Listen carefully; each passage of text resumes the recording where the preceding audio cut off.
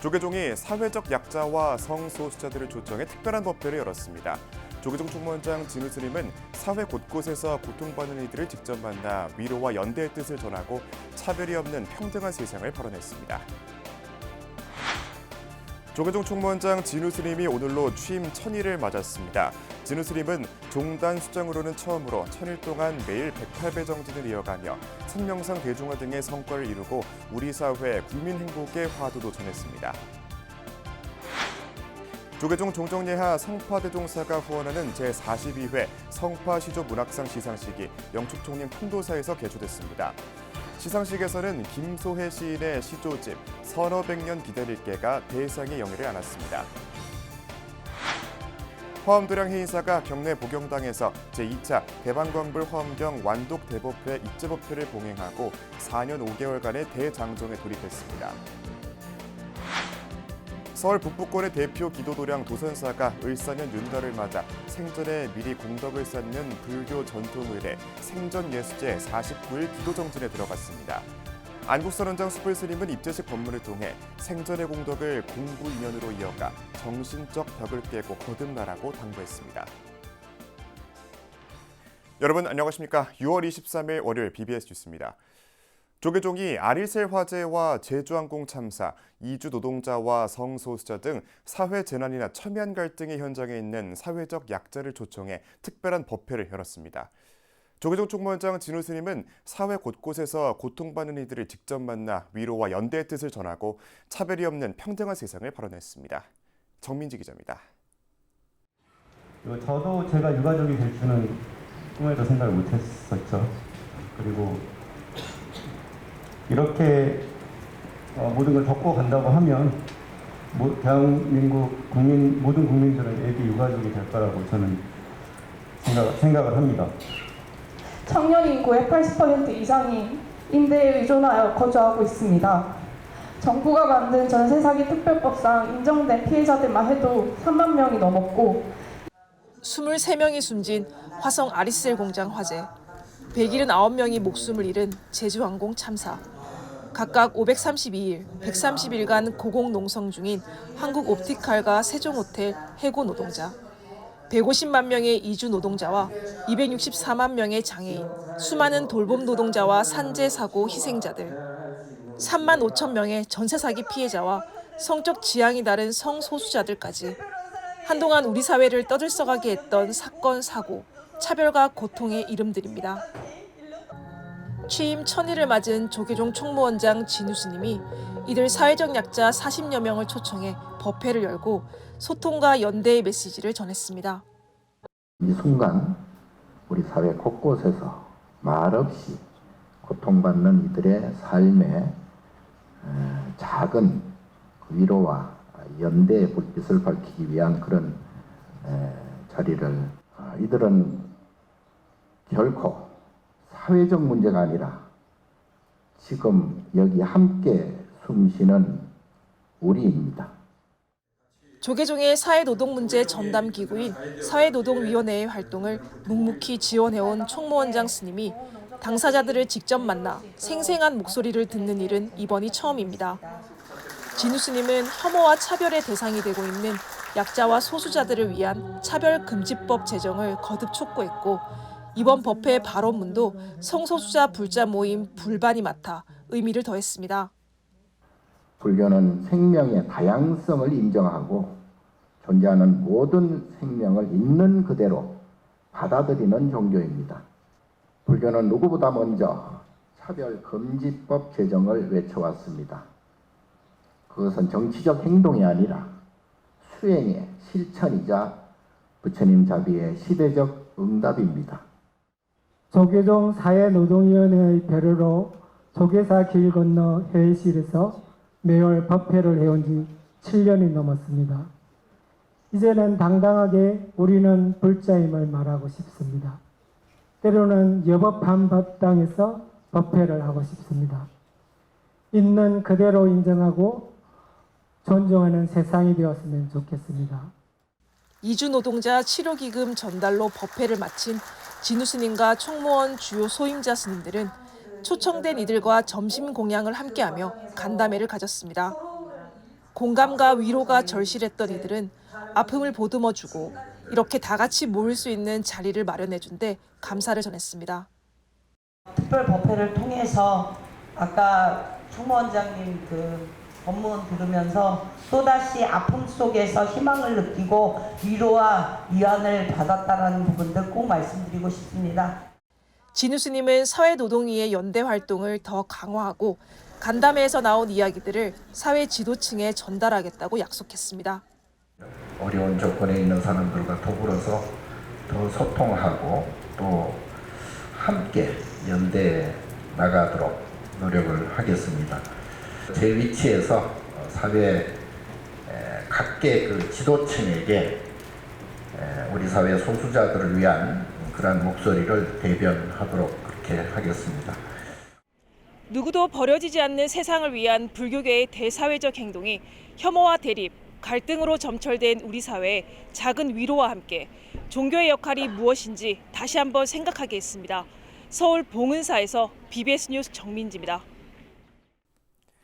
조계종 총무원장 진우 스님이 오늘 취임 1000일을 맞았는데요. 종단 수장으로는 처음으로 1000일 동안 매일 108배 정진을 이어가며 선명상 대중화 등의 성과를 이뤘습니다. 특히 이재명 대통령이 정치적 혼란기에 종단의 선명한 입장 표명이 큰 도움이 됐다고 감사를 전하는 등 우리 사회 국민 행복의 화두도 전했습니다. 보도에 홍진호 기자입니다. 2022년 9월 28일 구사년 이후 처음으로 합의 추대로 조계종 총무원장에 오른 진우 스님은 임기 첫날을 108배로 열었습니다. 그로부터 1000일 종단 수장이 국내외 자진 출장 속에서도 매일 몸을 낮춰 108배를 하며 서원명상 대중화를 일궜습니다. 취임 전 11년 동안 매일 근로 아침을 깨워왔는데 총무원장 소임을 맡은 후에는 그 시간조차 아까웠다고 합니다. 부처님 말씀, 부처님 경전을 되새기는 의미에서 몇 자씩 쓰다가 서로 공유하게 됐고요. 그게 지금 한 11년 정도 거의 뭐 하루도 빠짐없이 그렇게 하다가 이 총무원장 소임을 받고 나서 그 시간조차 조금 부족하다 싶어서 지난해 10월 미국 예일대 진우 스님은 석죽을 쌓다가 손톱이 빠져 병원에 갔다가 의사가 반야신경까지 독송하며 놀리자 순간 분노가 올라왔다고 털어놓았습니다. 이어 진우 스님은 수행으로 밝힌 지혜로 인종과 국적, 나이를 초월해 인류의 보편적 가치로서의 서원 명상을 솔직 담백하게 전해 더욱 큰 울림을 줬습니다. 체면상 화를 낼 수도 없었고 분노가 끌어올랐습니다. 그때 저는 마침 참회를 했습니다. 제가 느끼는 이 극심한 고통, 그리고 또 의사에 대한 원망, 또 올라오는 분노, 이 모두가 제게 있다는 것을 떠올렸습니다. 구사년 이후 처음으로 총무원장을 연임한 자승 스님의 입적 이후 종단 안정에 대한 일부의 우려 속에서 진우 스님은 선 종원 개정, 후 종법 개정이라는 승부수로 삼원 통합이라는 역사적 첫걸음을 내디뎠습니다. 반대표가 4표 나왔습니다. 72명이 찬성한 까닭에 종원 개정안은 가결되었습니다. 취임과 함께 제안했던 경주열왕공 마해부처님 바로 모시기, 조선 중기 지진으로 쓰러졌지만 손상되지 않아 5cm 기적으로 불린 천년 부처님을 다시 일으켜 세우고자 했던 것, 국민화합과 국운융창이라는 발언 때문입니다. 그 밑바탕은 국민 행복이었기에 비상계엄을 시작으로 대통령 탄핵과 파면 등으로 이어진 극심한 혼란기에 정치권을 경책하며 우리 사회에 나아갈 길을 밝혔습니다. 요즘 저희 당 의원들이 다 얼굴이 상했습니다. 의원님들이 얼굴이 상했다고 그러는데 국민들이 조금 더 상해 있어요. 작년 내란 사태 전후로 또 조계종에서 선명한 입장을 통해서 우리 국민 또 이 사회가 갈 길을 지정해 주셨는데 큰 도움이 됐던 것 같아요. 앞으로도 부족한 정치권 또 부족한 정치인들 죽비처럼 필요한 말씀 많이 해주시고 저희도 더 낮은 자세로 겸허하게 저희 역할을 잘 하도록 하겠습니다. 정치적 혼란기에 오직 국민만을 위한 정치를 강조했던 진우 스님. 선명상 대중화와 종단 안정화 등의 성과 또한 오직 국민 행복을 화두로 정진한 결과일 겁니다. 한국불교일본지 조계사에서 BBS 뉴스 홍진호입니다. 조계종 총무원장 진우 스님은 지난 1000일 동안 종단 행정수반으로서 선명상 대중화를 위한 전법 포교를 이끌었고 문화유산 보존 등 각종 불교 현안을 해결하는 데 앞장서왔는데요. 진우 스님의 취임 1000일간의 여정을 영상으로 담아봤습니다. 대한불교 조계종 제37대 총무원 집행부는 오직 부처님 법대로 살며 중생의 아픔을 보듬고 세상에 벗이 되어 불교 중흥의 새 역사를 열어나갈 것임을 선언합니다.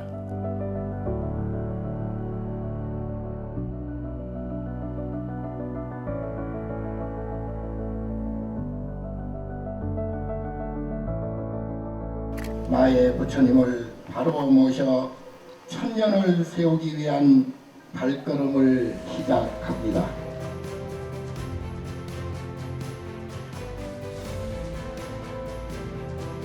불교 문화유산이 훼손되지 않고 후대에 온전히 계승되어 올해는 대중적 선명상 프로그램이 시작되는 원년입니다.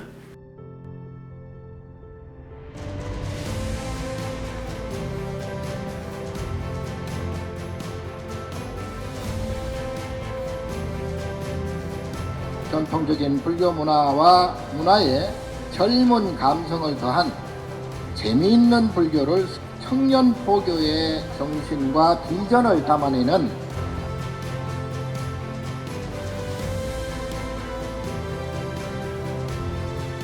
여러분, 우리 함께 하루 5분 마음의 여행을 떠나보시죠. 우리는 어디로 가고 있으며 무엇을 향해 나아가고 있는가? 그 해답은 언제나 내 안에 있습니다.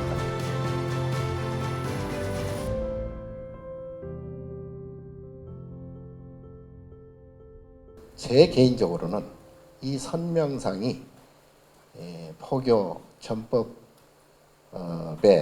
마지막 길이 아닌가 그런 이제 사명을 또 가지고 있습니다.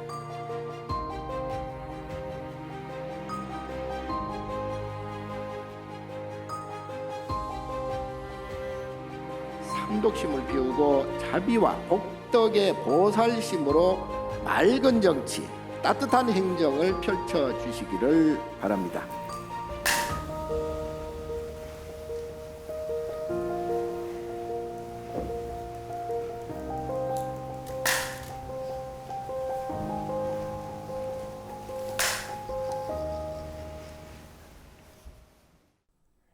한국 근현대불교의 큰 스승인 경봉당 정석대종사의 열반 제43주기 추모달의제가 22일 영축총림 통도사 극락암에서 봉행됐습니다. 달의제에는 경봉문도회 문장 원명 지종대종사와 통도사 전 주지 원산스님을 비롯해 종정 중봉 성파대종사와 통도사 주지 현덕스님 등 4부대중이 동참해 큰 스님의 덕화를 기렸습니다.